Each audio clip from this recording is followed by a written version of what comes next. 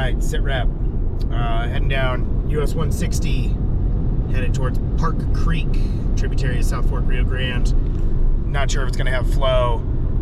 Jack and I paddled one section of it a couple years ago, so I'd like to explore upstream a little bit, see what's up there. That is if we have flow, of course, so that remains to be seen. If not, we might have to pivot to South Fork Rio Grande. In a blinding move of brilliance, I managed to walk out of the house with my loafers on this morning and totally forgot my Chacos. So good move on my part. I had to stop in South Fork and get myself a pair of frog togs. Yeah, you heard that right, frog togs. These are hopefully going to get me through today, and let's see what we can find up here in Park Creek. So catch up with you soon. Here over the first bridge over Park Creek, and there's definitely enough water to float. It'll be a little low, some bumping, scraping, but let's go check out further upstream, see what it looks like.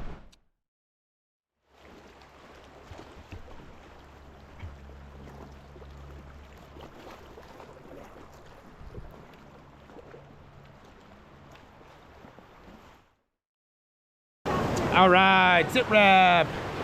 We made it. We're here at Park Creek. Got enough flow, found a section we can do. There's Emma, hi Emma. There's Tara, hi Tara. Creek's down there, got it behind some bushes, but we're gonna give it a go. A few mile section here down through Coal Mine Camp. No, I'm sorry.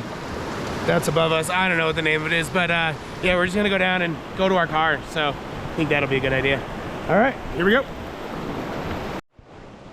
You're gonna hit a few rocks. It's okay. I know. You got it.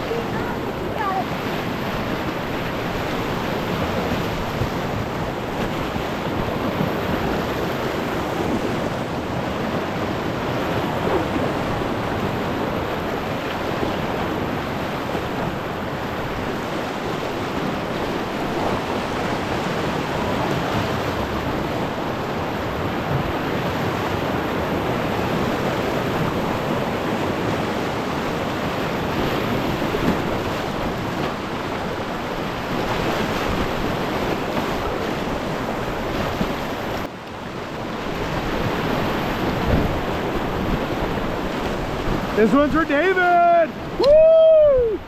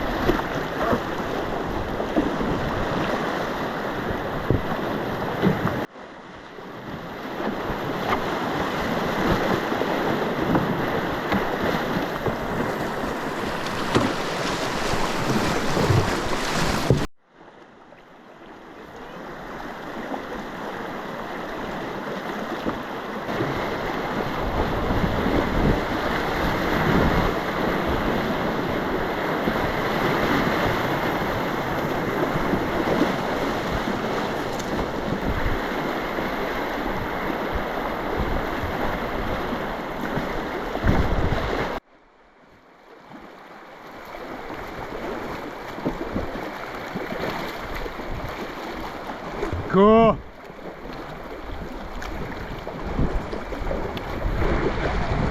Hairpin corner. Cool.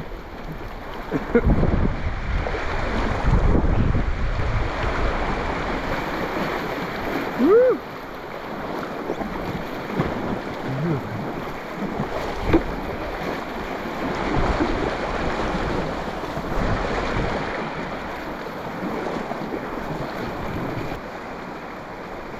Nice.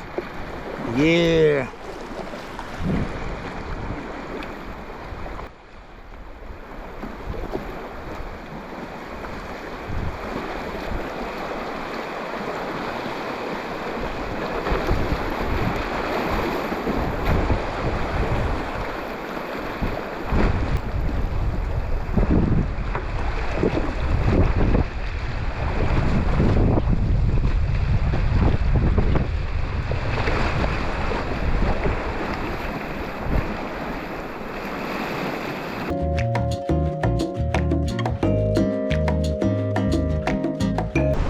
All right.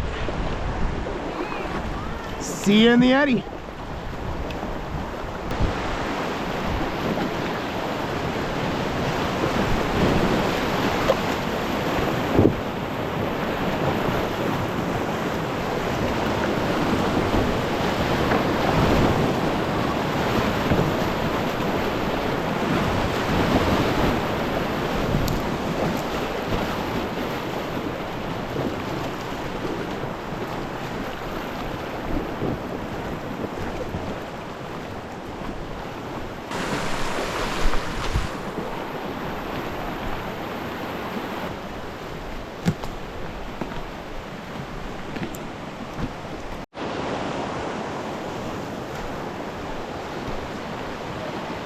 Oh, you good? Yeah, you good? Okay.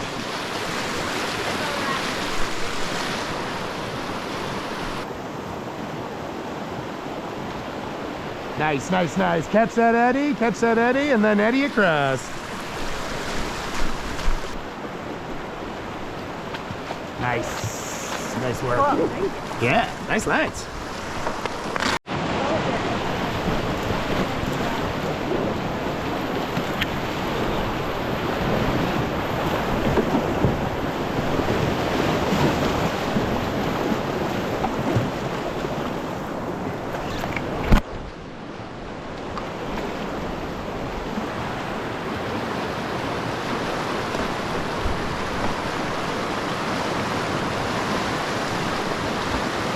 Nice.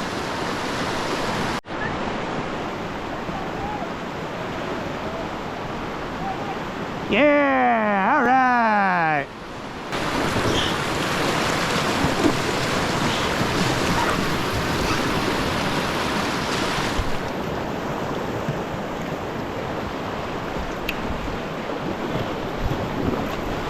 Woo.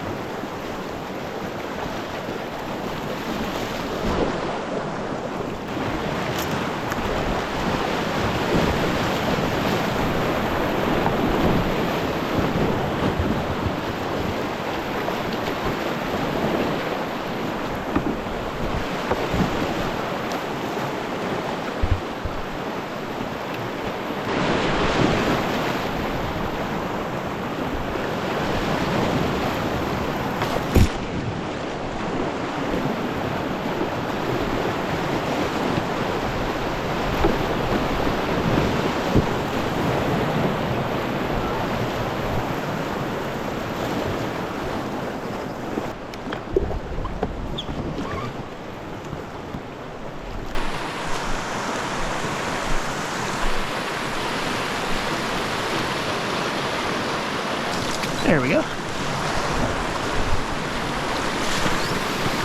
Thank you. is. I'll get a hand on it. Thank you. Let me just stack these.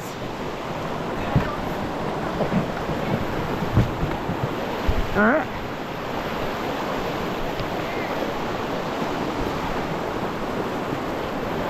Okay. I got this one. Okay, Tara can grab hers.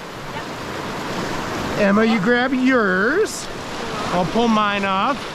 And I'll hop out and I'll go find an eddy somewhere quickly down there. All right.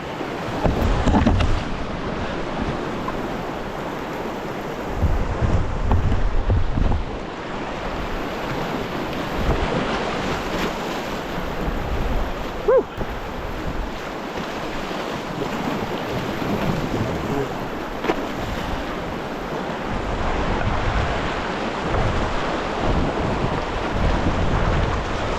Mom. Cool. Dedication to someone.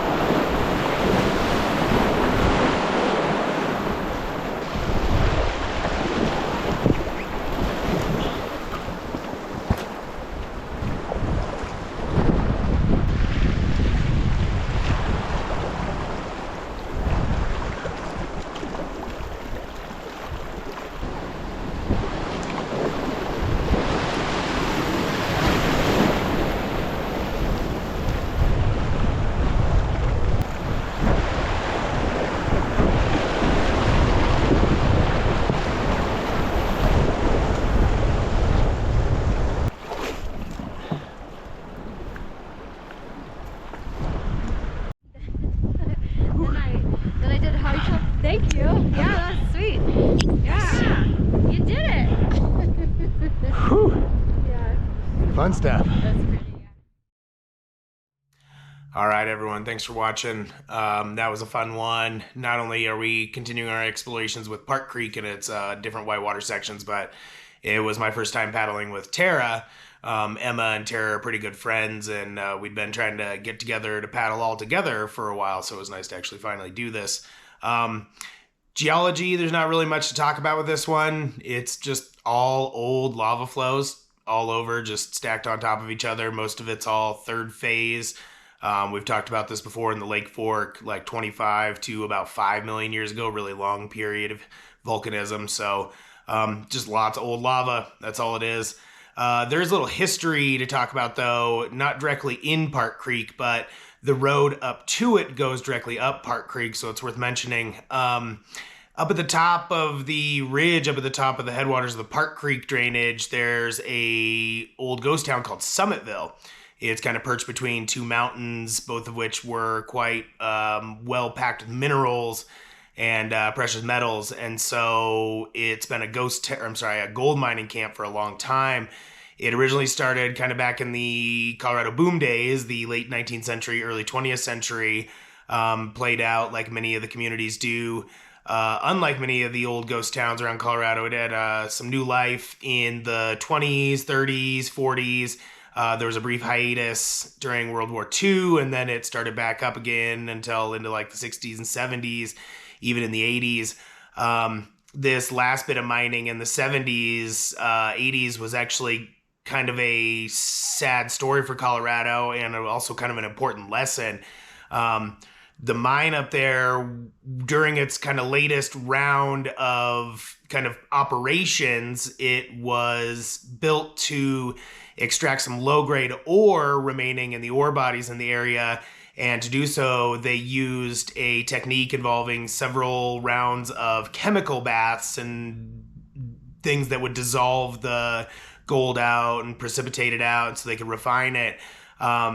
Unfortunately, during this time in the 70s and 80s, the Mining Oversight Committee board, whoever was in charge of kind of making sure the mines were properly following the regulations that covers them, happened to be understaffed, and the office even sat empty. And so for a period of about a decade or more, the mine up in Summitville was free from any sort of inspections, regulatory checks, anything. So what resulted was the release of numerous chemicals, harmful heavy metals, into a section of river called the Whiteman Fork of the Alamosa River, which all drains down from Summitville. Thankfully, Park Creek is fairly spared from this. It sits on the other side of the divide and the watershed, so the runoff didn't really affect Park Creek, thankfully.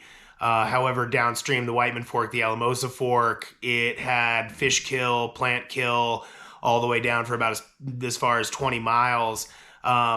Once the office was restaffed, restarted, and things kind of began being regulated and checked in on and inspected, some of it was kind of discovered, and it was closed down, and it turned into a massive Superfund cleanup site. So remediation goes on to this day, and although the chemicals are still being treated, they do say that the water coming down is clean. I actually know several canyoneers who have rappelled and explored the lower gorges of the Whiteman Fork and have actually found several waterfalls, neat little box canyon in there. So shout out Kelton Manzanares. But like I said, remediation goes on to this day, and it is still a kind of cleanup site today. So kind of just a neat area, neat little history there. Again, it's not directly in Park Creek, but the road to get up to Summitville, you have to go all the way up the Park Creek Valley. So just kind of a neat little something to talk about. So thanks so much. Hope to see you out there, and see you on the next one.